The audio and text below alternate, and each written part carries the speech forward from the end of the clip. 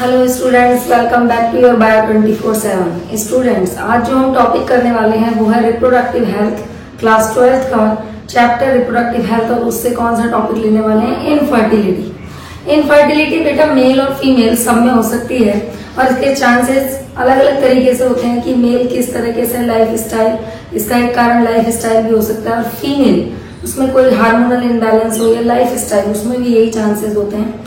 यहाँ पर हमारे पास दो वर्ड्स आएंगे, इनफर्टिलिटी और स्टेरिलिटी।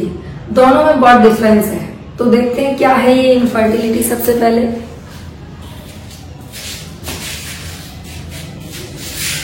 इनफर्टिलिटी क्या होती है ये?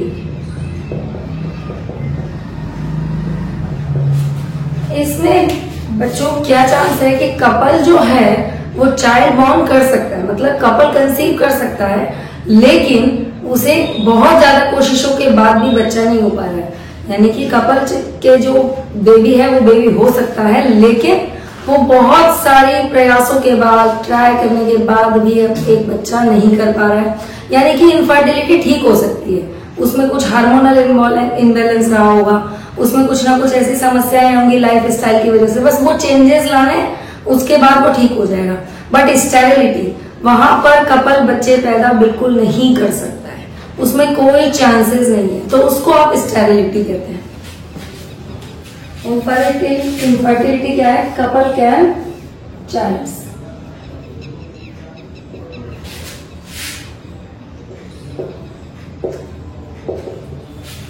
यहीं पर अगर मैं स्टेरिलिटी लिख दूं ताकि आप आगे के लिए डिफरेंस समझ सकें।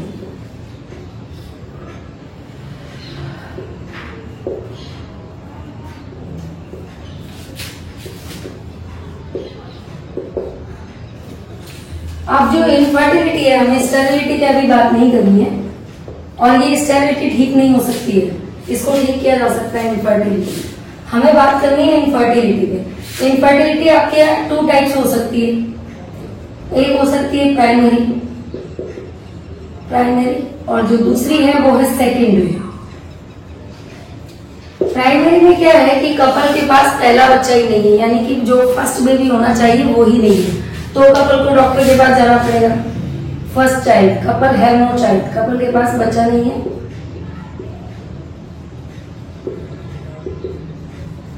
और इसमें कपल के पास सेकेंडरी में एक बच्चा है, और जो दूसरा बच्चा करना चाहते हैं तो वो दूसरा चाइल्ड उनके पास नहीं हो पा रहा है बहुत प्रयासों के बाद, तो इसमें couple has first child but fail to second child।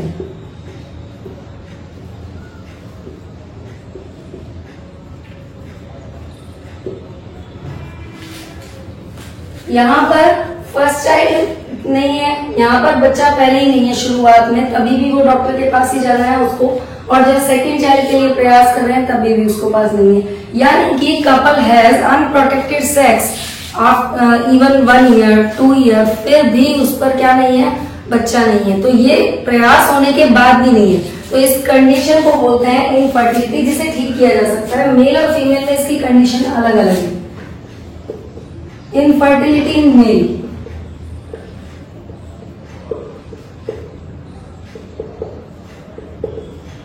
इसके क्या चांसेस हैं? सबसे पहले अगर बात करें तो स्पर्म ही जाता है मेल से, तो स्पर्म से रिलेटेड बात करते हैं। ऑलिगोस्पर्मिया, स्पर्म काउंट कम हो जाता है, जो स्पर्म है जितने जाने चाहिए उतने नहीं जा पा रहे हैं, कम हो जाते हैं, स्पर्म नंबर लेस। दूसरा एज़ोस्पर्मिया, स्पर्म वेरी लेस, अब तो काउंट ही बिल्कुल कम हो गया है, बहुत कम हो गया, very less. Third one is एस्थेनोजूस्पर्मिया,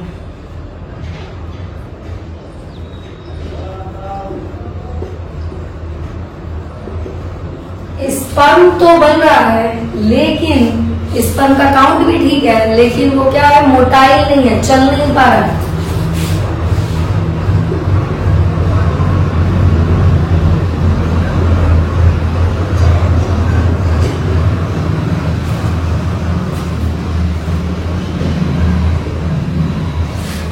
जब स्पर्म मोटा ही नहीं है, अपनी साइड तक पहुंचेगा ही नहीं, तो कैसे कंसीव होगा? उसके बाद टेरेटोजोस्पर्मिया।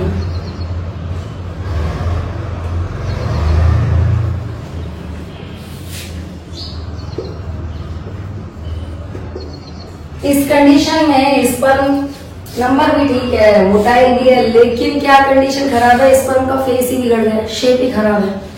तो स्पर्म का शेप रप्चर्ड।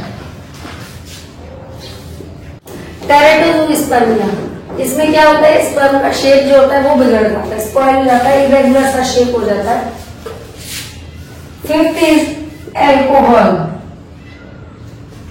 अगर कोई पर्सन एल्कोहलिक है तो क्या करेगा? अल्कोहल क्या करता है? डिहाइड्रेशन करता है बॉडी में। तो जितना बॉडी में डिहाइड्रेशन होता रहेगा, लॉस ऑफ वाटर हो रहा है, तो स्पर्म उतना एक्टिव नहीं रह पाएगा। तो यहाँ पर क्या होगी? स्पर्म एक्टिव नहीं रह पाएगा बिकॉज ऑफ अल्कोहल। सिक्स अगर कहें तो स्मोकिंग। स्मोकिंग करने से क्या होता है बच्चों? इसमें क्या निकलते हैं? स्मोकिंग में निकोटीन्स होते हैं जो हमारे एसिटाइल कोलिन को क्या कर देते हैं? एनर्जेटिक कर देते हैं। तो बंदा इतना एनर्जेटिक हो जाएगा कि वो हैंडल नहीं कर पाएगा चीजों को। तो बहुत ज्यादा एनर्जाइज होना भी गलत है, इसमें डिहाइड्रेशन बहुत हो जाता है। और इसमें पर्सन एनर्जाइज हो जाएगा। सेवंथ, अगर हम बात करें ड्रग्स, कोई पर्सन ड्रग्स एडिक्टिव है तो उसकी क्या होती है? हर एक्टिवेशन जो होता है बॉडी का, हर एक्टिविटी स्लो हो जाती है। तो अगर वो ड्रग्स ज्यादा ले रहा है तो ड्रग्स से क्या होगा? जब बॉडी पूरी तरह से इनएक्टिव हो गई है या कम स्लो एक्टिव है, तो वहां पर स्पर्म की कैपेसिटी भी क्या होगी? लेस हो जाएगी। अब ये लेस एक्टिव रह जाएगा।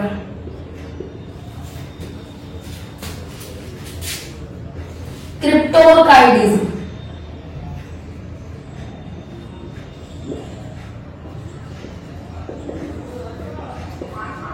इसमें क्या होता है? क्रिप्टोकाइडिज्म में अनडिसेंडेड टेस्टिकल्स, यानी कि टेस्टिस जो आने चाहिए थे कहां पर?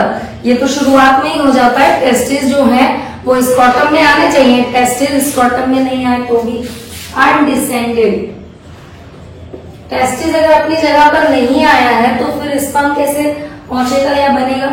Undescended.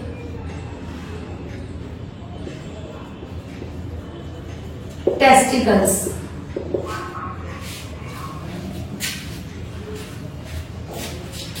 Ninth, undescended testicles, cryptorchidism हो गया है। हाइपरथर्मिया, ये वो कंडीशन है जहां पे पर्सन बहुत ज्यादा मतलब हैवी एक्सरसाइजेस कर रहा है तो बॉडी बहुत ज्यादा हीट हो जाती है। और ये हम पहले ही पढ़ा चुके हैं कि स्पर्म ज्यादा हीट पर सर्वाइव नहीं कर सकता, तो एक्स्ट्रा हीट।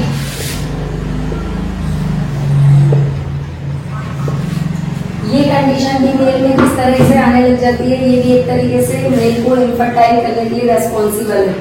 कहने का मैं बताऊं बच्चों, सिटिंग पोस्चर।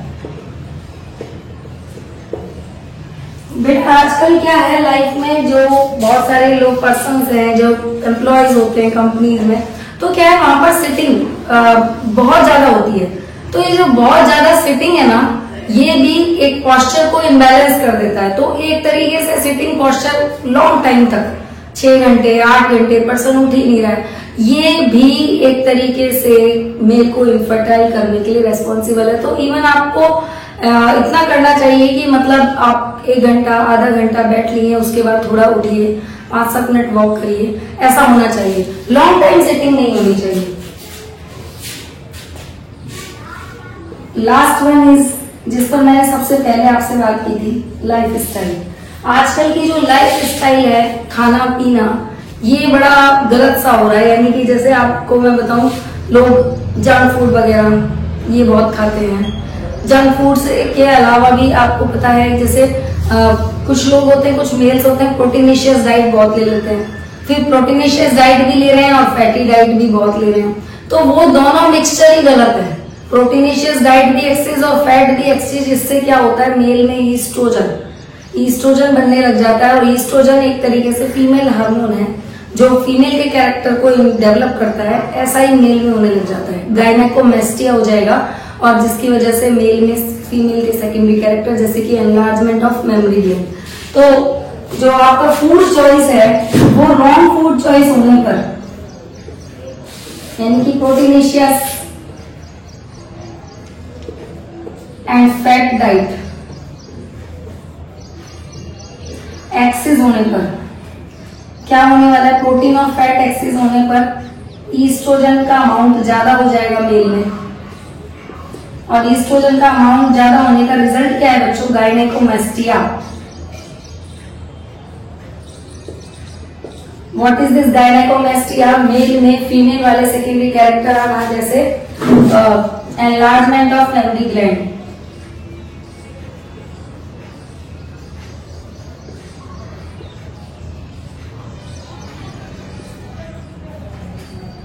डर बच्चों। देखिए इनफर्टिलिटी क्या है कि कपल चाइल्ड कर सकता है पर हो नहीं पा रहा है बहुत ट्राइज के बाद भी, लेकिन स्टेरिलिटी में कपल चाइल्ड कर ही नहीं सकता है। इसमें इनफर्टिलिटी 2 टाइप्स है, प्राइमरी और सेकेंडरी। कपल को पहले ही बच्चा नहीं है, शुरुआत में ही नहीं है, लेकिन सेकेंडरी में बच्चा है, लेकिन वो सेकेंड जो चाइल्ड करना चाहता है वो नहीं हो पा रहा है। और मेल में आपको इनफर्टिलिटी के जितने चांसेस हो सकते हैं, ये सब कारण हो सकते हैं। अब हम फीमेल की बात करते हैं, इनफर्टिलिटी फीमेल में क्या कारण है?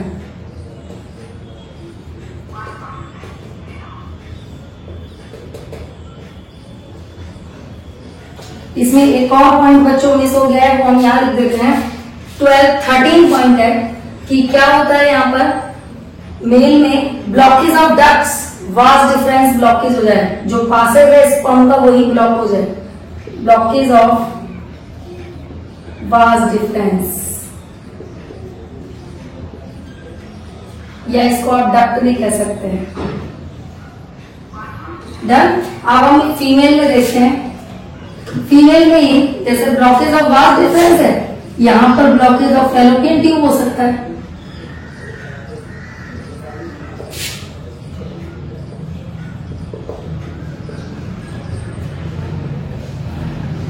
हार्मोनल इम्बैलेंस, हार्मोनल इम्बैलेंस मैंने आपको बच्चों पहले भी बताया था कि फीमेल में हार्मोनल इम्बैलेंस कई कारणों से हो सकते हैं। अगर जैसे आपका फूड डाइट अच्छा नहीं है, ये तो मेल में भी है, लाइफ स्टाइल, तो इस वजह से हार्मोनल इम्बैलेंस हो जाते हैं। और आज की जो लाइफ है बहुत स्ट्रेसफुल, बहुत ज्यादा पर्सन जो है एक अनहेल्दी लाइफ जी रहा है, तो वहां पर भी हार्मोनल इम्बैलेंस हो जाते हैं। और आजकल ही ये केसेस ज्यादा मिलते हैं इनफर्टिलिटी के।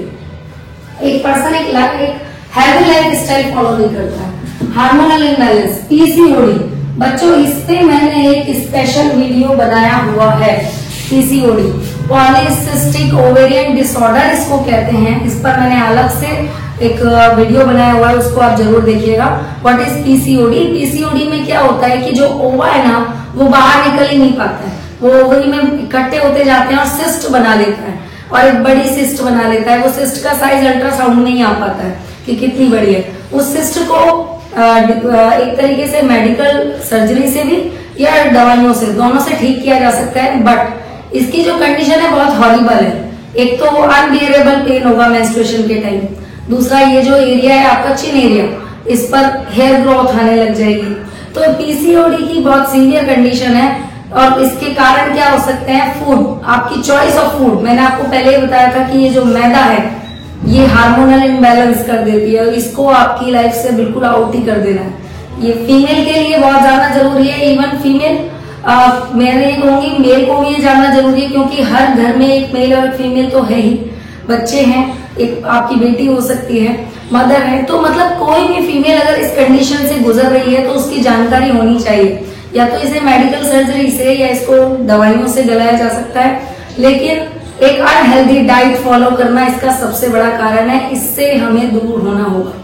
एक अननेचुरली जैसे आप खाते जा रहे हैं मैदा ही मैदा, बहुत सारा ऐसा अनहेल्दी सा डाइट फॉलो कर रहे हैं। तो जंक फूड वो आजकल बच्चों की बहुत चॉइस है, और ये ज्यादातर 17 से 19 साल की जो लड़कियां हैं इन्हीं में ज्यादा, यंग फीमेल्स में ज्यादा दिखाई देता है। Fourth is endometriosis.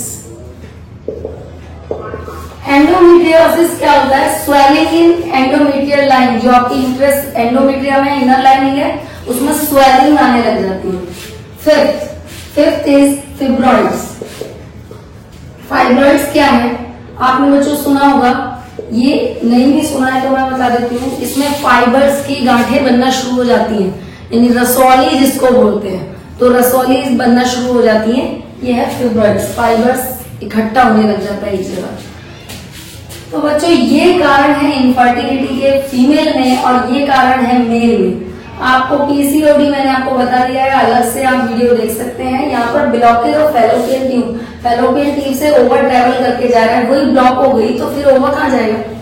Blockage of vas deferens, ये मेल में है। अगर मेल में वास डिफरेंस से स्पर्म जाता है तो स्पर्म कैसे जाएगा? यही ब्लॉकेज हो गई। तो ये ब्लॉकेज ऑफ डक्ट दोनों में है। लाइफ स्टाइल का अगर देखा जाए तो हार्मोनल इम्बैलेंस, आपकी फूड, आपकी डाइट जो आप चुन रहे हैं, गलत डाइट अगर चुन रहे हैं तो हार्मोनल इम्बैलेंस दोनों में होता है।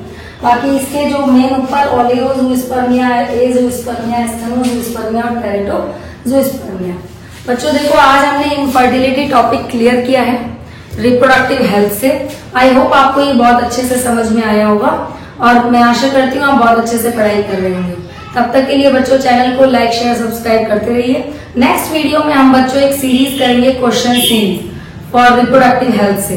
तो आप मेरे वीडियो को, चैनल को वॉच जरूर करिएगा। अब आपको क्वेश्चन सीरीज मिलेगी from reproductive health. Thank you बच्चों।